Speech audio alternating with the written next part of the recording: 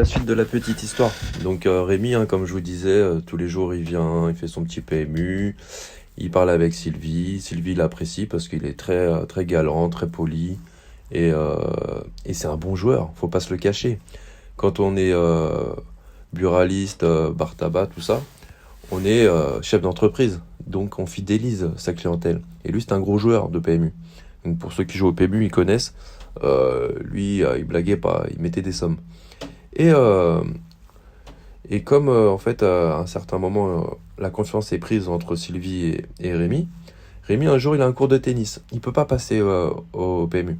Donc il l'appelle.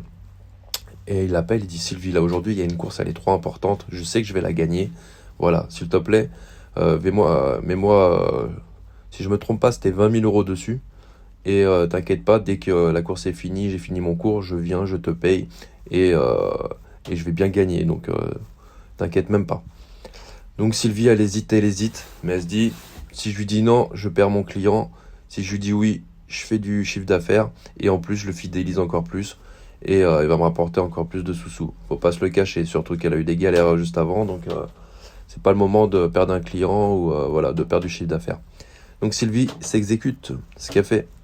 Elle paye avec sa trésorerie le, euh, le pari.